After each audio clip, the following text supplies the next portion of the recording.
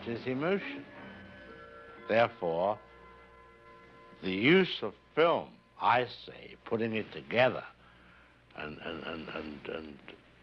making it have an effect on an audience is, I think, the main function of film.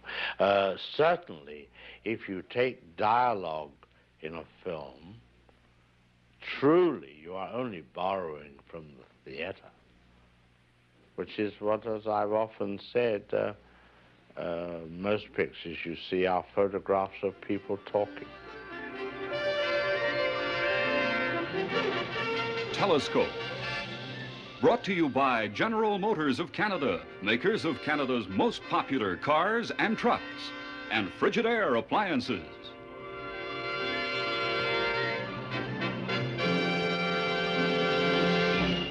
Tonight's Telescope, quite frankly, is an occasion for photographs of people talking.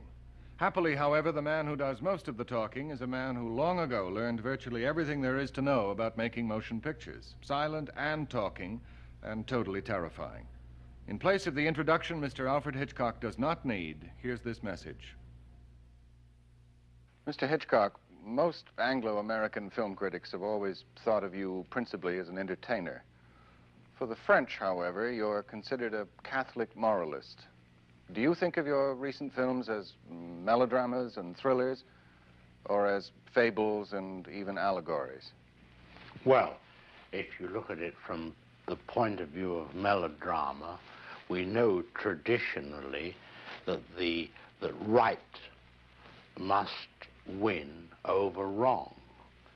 In other words, evil must lose. Yes. So that you could apply that to the basic melodrama, or you could apply it to, how should we say, a religious precept. And you've said that you're more interested in the technique of storytelling by means of film than in the content of the film itself. That's true. Could you explain that a little more? Yes, I can clarify it. Please don't think me presumptuous if I give you, say, the analogy of, say, a painter who paints a tree, a landscape, or even a bowl of fruit.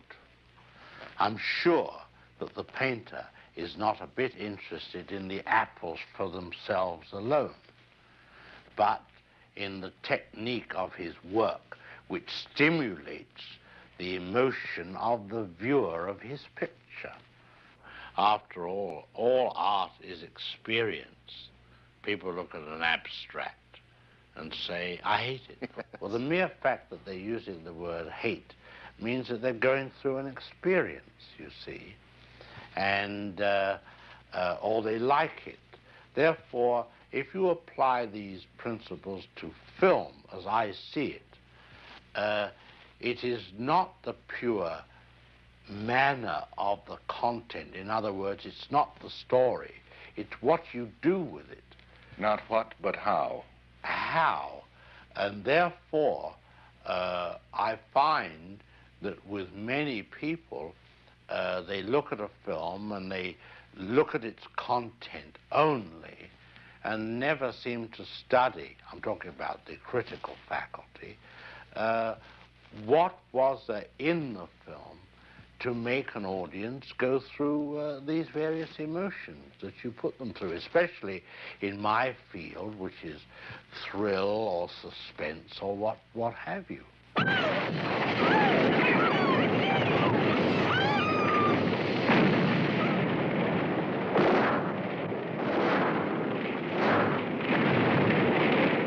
Sometimes one can almost say that the man who builds a roller coaster is an artist, because the grades and dives that he puts into it create the crudest and broadest emotions in the rider.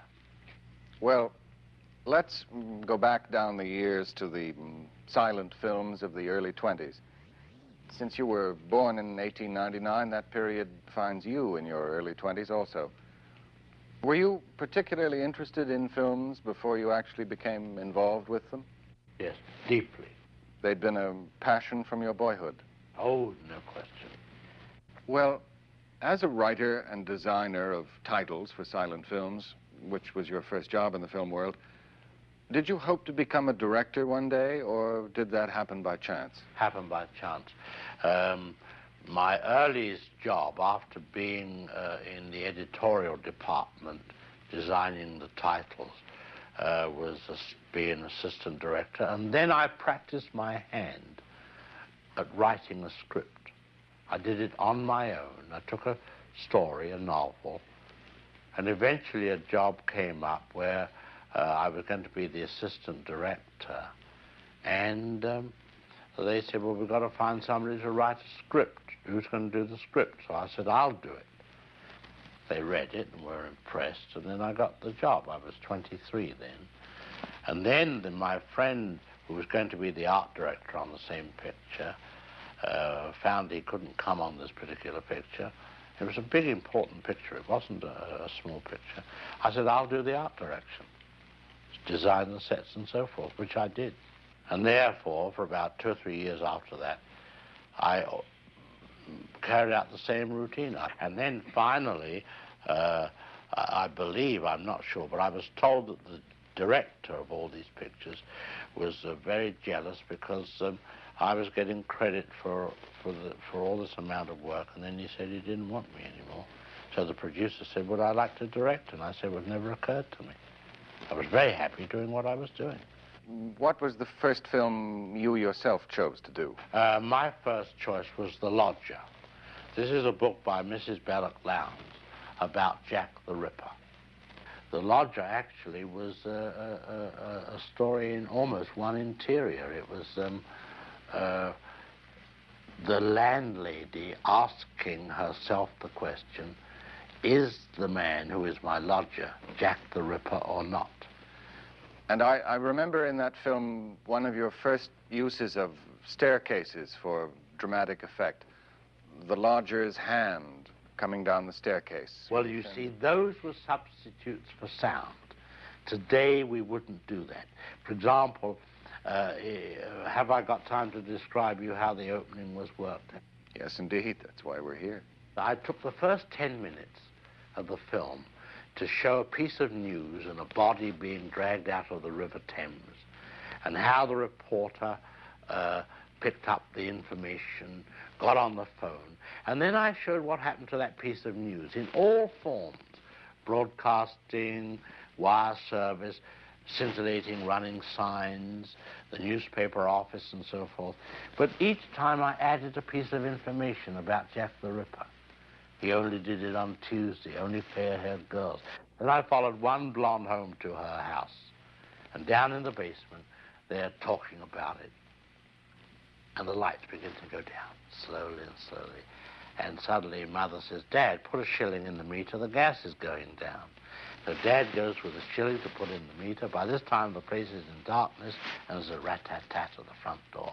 Mother goes up to open the door, and she opens it, and Dad puts a shilling in the meter. You can imagine how the thing was quickly cross-cut.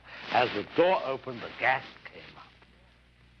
And there was a man standing with a cloak and a black bag, and obviously the Ripper standing there. And then later on in the film, I showed how he paced up and down the room. And I had the faces of the people below looking up to the ceiling of this agitated man. And I dissolved the ceiling away. I had a glass floor made. Yes, I remember that shot. Saw his feet going up and down. His feet. Then when he went out at night, you saw, as you described, the well of the 4 flights of stairs and only the hand going down. Well, today we would do sound. These were the resources one had to use as a substitute for sound. Visual substitutes for the sound in the silent picture days. And The Lodger was the first film, wasn't it, in which you made a personal appearance? It was in The Lodger, yes. And that was simply because there wasn't an actor available at the time? Yes, oh yes. We used to be able to hop in and do a bit if necessary. Well, after The Lodger, was there then a consistency of personal appearances? Well, the first big appearance again occurred in Blackmail. And since Blackmail in 1929, which was the first film with sound that you directed, audiences have enjoyed seeing you pop up briefly and unexpectedly somewhere in all your films. Except for Marnie, the current Hitchcock production, the most recent example was in The Birds.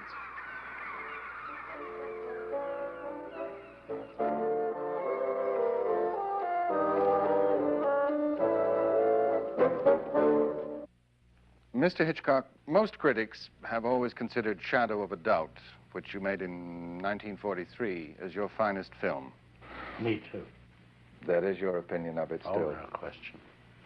In Shadow of a Doubt, of course, as in all Hitchcock films, your use of the camera has always been unique. The whole technical side of filmmaking, especially editing, has been a principal concern of yours. Would you be good enough to explain some of the basic methods in the cinematic approach to storytelling? Well, you have two kinds of what we might call montage. I think we call it cutting. It isn't exactly that. Cutting implies severing something. It really should be called assembly. Mosaic is assembling something to create a whole. Montage means the assembly of pieces of film which, moved in rapid succession before the eye, create an idea. Of course, the most elementary form is the juxtaposition of imagery in various sizes. You know, a lot of people think that cutting is, or we'll say montage or assembly, is taking a man from one place to another and jumping into a close-up of him, which Griffith invented, it's true. But to me, it goes much deeper. And as I say, the picture Psycho contained quite an amount of cinematic approach to this, to its basic content. In the first place, we had in it the murder of a woman in a shower, of a nude woman. Now, as you know, you could not take the camera and just show a nude woman being stabbed to death. It had to be done impressionistically. So it was done with little pieces of film. The head, the feet, the hand, the parts of the torso. Shadow on the curtain. Everything, you see, was used. The shower itself. I think in that scene there were 78 pieces of film in about 45 seconds.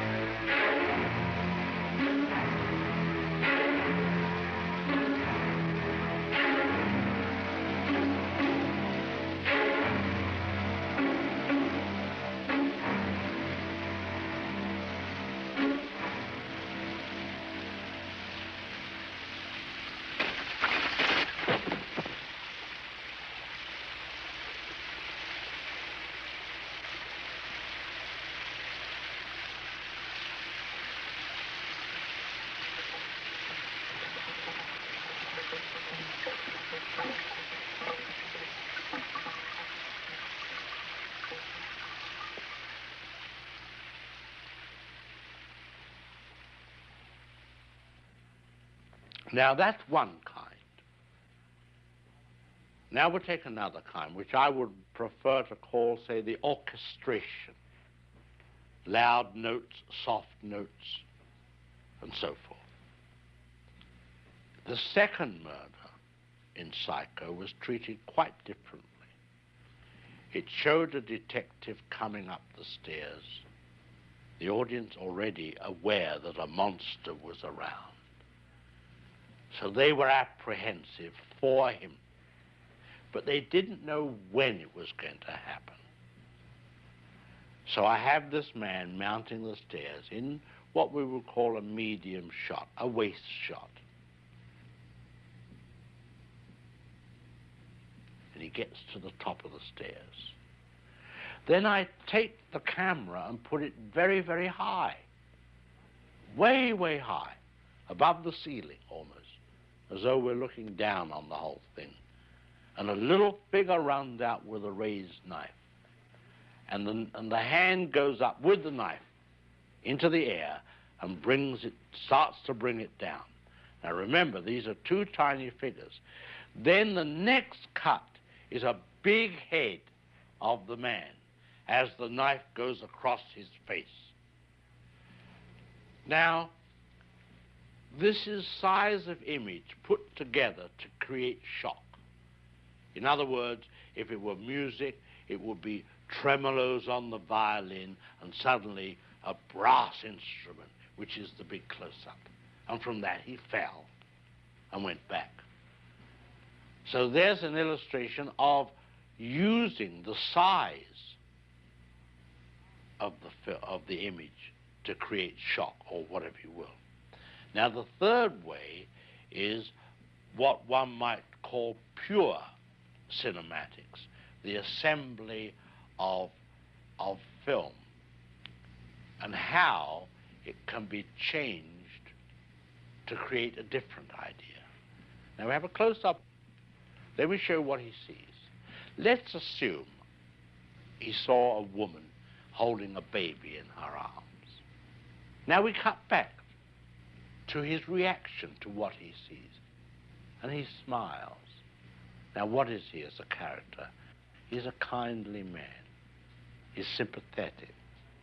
Now, let's take the middle piece of film away, the woman with the child, but leave his two pieces of film as they were. Now we'll put in a piece of film of a girl in a bikini. He looks, girl in a bikini, he smiles. What is he now? The dirty old man. He's no longer the benign gentleman who loves babies. That's the difference. That's what film can do for you. Or you for it, as it were. Now, let's talk about some of the writers who've worked with you on the screenplays of your films. Among them, Thornton Wilder, Arthur Lawrence, Dorothy Parker, Robert Sherwood, Maxwell Anderson. Which kind of writer do you find best suited for creating a film script, the playwright or the novelist? I would say the playwright rather than the novelist is more important, because you need scenes, playing scenes. There's people who are from the theater who can write playing scenes for you. They've learned that compression and essential. Compression is very, very, very, very important. After all, who was it once said that drama is life with the dull bits cut out? So compression and economy belongs to the playwright. It doesn't belong to the novelist. You know, he can go on for 1,000 pages. Quite so. Well, let us go on to further pictorial aspects of filmmaking. You first used color in Rope, I believe, and 10 of the 15 films you've made since then have been in color, though many producers seem to believe that a thriller should always be filmed in black and white. Which do you prefer? I prefer color because there's plenty to dramatize in the color. By not using color until you need it dramatically. In the same way, music is often valuable. Sure, I think music's very good, especially when it's needed for silence. The absence of it. Yes, of course. Obviously, you think very highly of the work of Bernard Herrmann. I certainly do. He's been involved as composer and conductor of the music in so many of your recent films. How do you and Mr. Herman go about examining the contribution of music to a film? Well, I don't know. As far as I'm concerned, he does as he likes. I'm brought in at the very beginning of the idea of the film. And by the time it has gone through all its stages of being written and rewritten and the final process of photographing it, I'm so much part of the whole thing that we've all begun to think one way. But I've always found with musicians that you're in their hands anyway. What can you do? So very often I've been asked, not necessarily by Mr. Herman, but other musicians, they say, come down, I want you to know what you think of this. And you go down and you say, well, I don't care. If I say, well, we can't change it, it's all scored. So the next time you take good care to say, well, can you play me some and let me hear some of it before you go to the expense of an orchestra? Oh, no, you can't. You can't play it on a piano. It's not possible. So that there is no way to find out. So you are in the hands of a musician. Well, Psycho is a very good example of the, if I might put it, the freedom with which Hitch thinks about music. Originally, the plan was, in our discussions, not to have any music over any of the murder scenes. However, I differed with Hitch about this and felt that music was needed. And when the music was recorded and we were dubbing the film, and we got to the murder scenes, we ran the scenes without music. And then I suggested to Hitch that I would like to show him the same scenes with music. And he said, I thought that we had agreed not to have any. And I said, well, we can have it that way, but at least listen to the way I feel about it and the way I've written it. So we ran it with the music, and he said immediately, we must have the music, of course. And I said, but you were against it. He said, oh, no, all I made was a poor suggestion.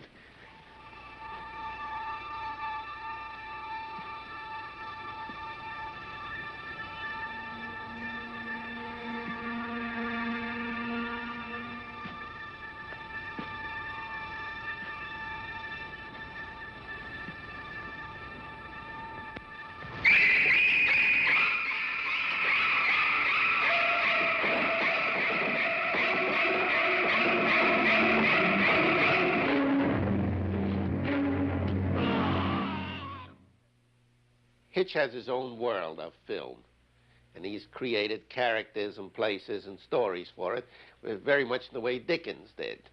It's not a question of whether it is a real world or an actual world, but it's a world that has been imagined and realized.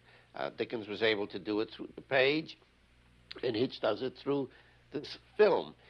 And although many of the stories that he has told are stories of our time, I believe the way of presentation and the motivating psychology is essentially of the period of Dickens and the great Victorian writers. Psycho is very much, for example, like a Wilkie Collins story. I think this is part of Hitch's great heritage as an Englishman, and one that he's been able to transmute and to carry forward in the world of the cinema.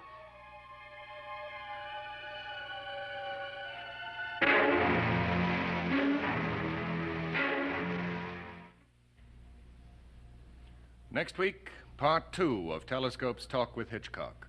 Among other diversions, the master of mayhem will introduce us to Marnie, which is the title of his current feature film, starring Tippi Hedren and Sean Connery. Marnie is the story of a girl who is a compulsive thief. And she does various jobs and then runs up against a man who falls for her, knows she's a thief, and engages her in his company, and he courts her.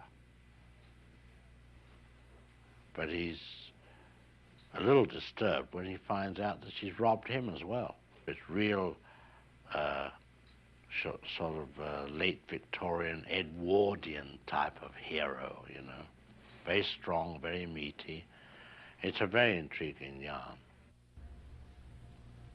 Fletcher Markle for Telescope.